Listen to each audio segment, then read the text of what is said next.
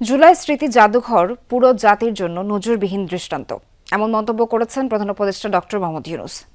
তবে ভবিষ্যতে যেন এমন জাদুঘর তৈরির প্রয়োজন না হয় সেই প্রত্যাশাও করেন। বিকেলে জাদুঘরে থাকা জুলাই গণঅভ্যুত্থানের পেছনের ইতিহাস ও শেখ হাসিনার ১৬ বছরের দুঃশাসনের চিত্রগুলো ঘুরে দেখেন সরকার প্রধান। ফ্যাসিস্ট আমলের নৃশংসতা সম্পর্কে জানতে সবাইকে জাদুঘর ঘুরে দেখার আহ্বান জানান তিনি। নতুন ব্লেন্ডে আরো রিচ অ্যারোমায় সেলন ফ্যামিলি ব্লেন্ড টে।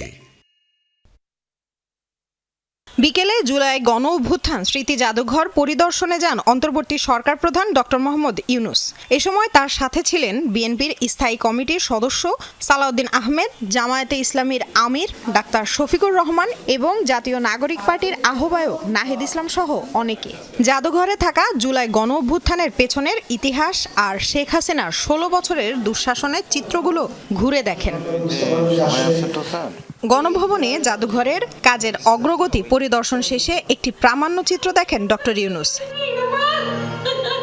যেখানে উঠে এসেছে ফ্যাসিস্ট শাসনামলে গুম, রাষ্ট্রীয়ভাবে পরিচালিত দমন পীড়ন ও বিরোধীদের ওপর হামলা আর অভ্যুত্থানে সংগঠিত গণহত্যার চিত্র। অন্তর্বর্তী সরকার প্রধান বলেন, এই জাদুঘর পুরো পৃথিবীতে এক নজিরবিহীন দৃষ্টান্ত। তবে প্রত্যাশা ভবিষ্যতে কোথাও যেন এমন জাদুঘর তৈরির প্রয়োজন না হয়। আমাদের মতো জাদুঘরের কোথাও নেই,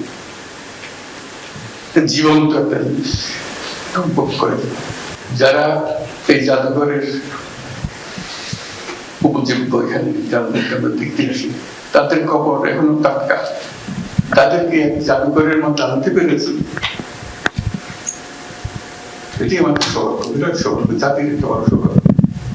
আন্দোলনের স্মৃতিচারণ করে শিক্ষার্থীদের প্রশংসা করেন ডক্টর ইউনূস। ফ্যাসিস্ট আমলের নৃশংসতা সম্পর্কে জানতে সবাইকে জুলাই গণঅভ্যুত্থান স্মৃতি জাদুঘর পরিদর্শনের আহ্বান জানান। প্রত্যেক বাংলাদেশী যেন একবার এই জাদুঘরে একটা দিন, পুরো দিন একা শুধু নিজেকে জিজ্ঞেস করার জন্য আমি কে,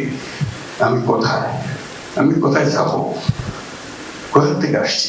সকল শিক্ষার্থীর ডেস্টিনেশন হোক, বছরে যখন তারা একটা ফিল্ড ভিজিট করে, একটা ফিল্ড ভিজিট জাস্ট ঘুরে বেড়ানোর জন্য, দেখার জন্য, তাদের প্রশ্নের জবাব দেওয়ার জন্য। কেন এটা করছিল, কি হয়েছিল, এরা কারা।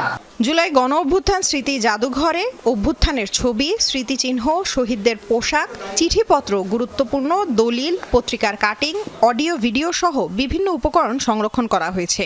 এছাড়া ক্ষমতাচ্যুত প্রধানমন্ত্রী শেখ হাসিনার পালিয়ে যাওয়ার দৃশ্য সেখানে স্থান পেয়েছে। লামিয়া তিথি, যমুনা নিউজ, ঢাকা।